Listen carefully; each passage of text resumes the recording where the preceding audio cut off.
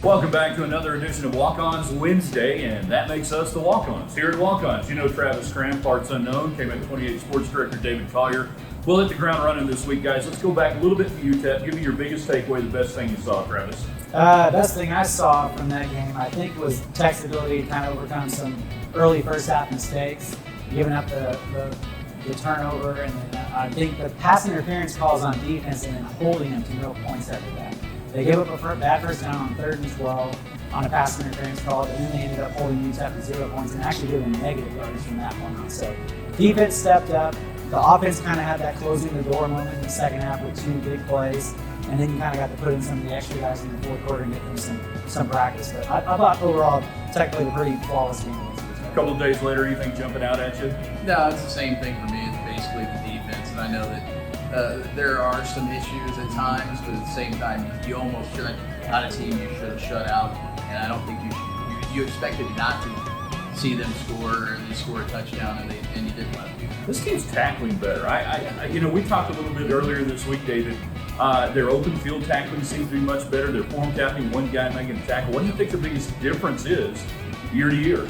Well, we talked to Eli Howard after the game on Saturday, and he mentioned the fact that some of the coaches showed rugby videos to kind of help with their tackling, and and then they took them all the way back to the basics, like junior high stuff, and they were like, "Why are we learning this stuff? We're in college, we're college athletes."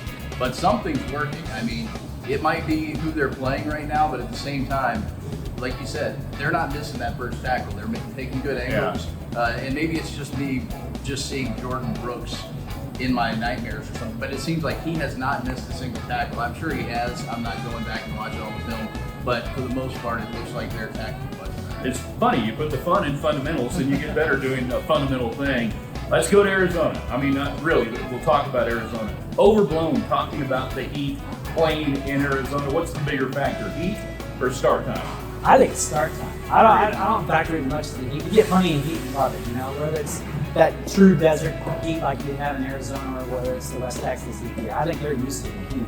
I think it's more about that time factor and your body clock adjusting to starting that late and then continuing your body to keep going through those late games. We've seen that happen in previous years at Arizona State, at UTEP, and they got worn down in that second half, so you don't want to see that. Yeah, I mean, we've been, we used to travel together during basketball, and a road game starting late, 7:30 tip-off, and that's just 7:30. Yeah. It just seems like it takes all day. There's no way to stretch out the day. Do you think they are doing anything differently? I don't get the feeling they've adjusted practice times this year. Yeah, it doesn't seem like they're doing anything different that wise, just looking at the schedule. Maybe they're just looking at it as, hey, we got to get through this one minor inconvenience going out west, but we're not going to sacrifice the whole practice schedule all year long for something that isn't an anomaly. They're college guys. They're used to staying up, right? Come on, this is not that big a deal. They probably haven't even started playing Call of Duty and what's the other? What's the shooter game they're playing? Fortnite. But Fortnite, Fortnite's big anymore. Is Fortnite over? Did I miss it? No, you're out of the fad. Yeah. Minecraft. Are we Minecrafting? Maybe Some people are. Yeah, I think my kids still Minecraft. Yeah. They're going to bring Mark Adams in to see, put about, what do you think, man-to-man defense on Khalil Tate? How do you guard Khalil Tate? He can go left and right. I guess you could ask Hawaii. Hawaii kind of figured it out.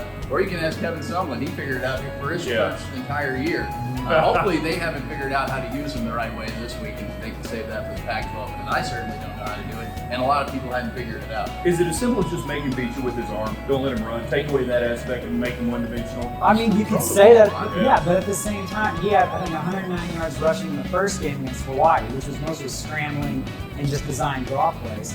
He didn't rush for any yards this last game against Northern Arizona. It was mostly his arm and then letting the running backs gain over 400 yards against him. Yeah, but this, Coach Wells talked about those home run plays yesterday. That is the biggest thing for Arizona. Outside of Jalen Hurts, will this be the most dynamic quarterback athlete that Tech's going to face this year? Yeah. Oh, I think so. I think close. Y'all kind of hinted at it in the media availability yesterday. You have Jet Duffy to kind of practice against and mimic what this guy does. That's going to be the best. I think they did the same thing in getting ready for Murray last year against Oklahoma. You have to have a guy like that kind of mimics that ability, that dual credit. I mean, let's not forget, this guy has gone into the last 2 years, not as much as last year, as being a Heisman candidate. There's right. a reason. Yeah. And that one of the highest recruits in 2016, I think, was the number 4 dual threat quarterback out of high school in the whole nation. Yeah, Matt Wells mentioned. Yeah, we recruited. Yeah. Yeah. He got a little too big at some point for him. So. All right, let's finish up. Let's talk about the Red Raider defense. Give me the score range that you would walk out of there, win or lose Saturday night, Sunday morning, and say, I'm buying that this defense is significantly better. Less than 24. Less than 24? Yeah, I'll go less than 28. I mean, you mentioned the big playability. I think this one goes back and forth. Arizona's defense is atrocious. They've given up 40 or more in 4 straight games, so the Red Raiders should score 40, and that makes me think that this can be a little more fast paced, allowing them to. And it's going to be more about the secondary in this game. Douglas Coleman kind of mentioned it yesterday. They're not used to a fast-paced game day mentality. They're used to that in practice, but they haven't seen that in the game. This is going to be the first time they've really seen an offense that used to just constantly go like they practice. Well, that's going to wrap it up for us on another Walk-Ons Wednesday here at Walk-Ons. I bet you can watch the game here. And don't forget, it's college night every Wednesday night out here in Walk-Ons. So if you feel like you're in college, you identify as a college person, you still act like you're in college, you ought to come on out to Walk-Ons every Wednesday. It's the Raiderland way.